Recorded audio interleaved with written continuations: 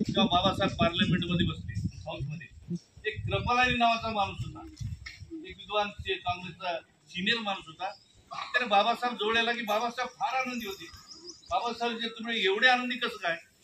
तो बाबासाहेब आंबेडकर म्हणाले, मी आनंदी यासाठी आहे की माझ्या समाजाला मी मताचा अधिकार दिला.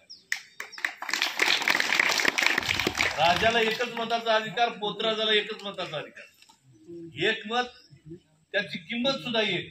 बाबासाहेब तो कृपलानी काय म्हणाला, बाबासाहेब आंबेडकर तुम्ही जरी समाजाला मताचा अधिकार दिला तरी तुमच्या समाजाचे मत विकत घेऊ राज्य आम्ही. बाबासाहेब काय उत्तर दिले? बाबासाहेब आंबेडकर म्हणाले की कृपलानी ज्या दिवशी माझ्या समाजाला मताची किंमत आहे, त्यांच्या इज्जतीसाठी वाटेल, त्या दिवशी तुझ्या सरकारी भारत देशात.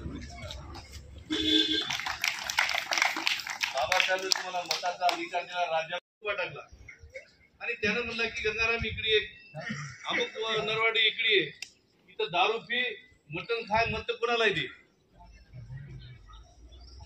असाच प्रचार त्याचा. लोक म्हणाले, बाबा लई मोठा माणूस आहे, दानशूर माणूस आहे, यालाच मत द्यावं. त्याला मतदान दिले आणि तो निवडून आला.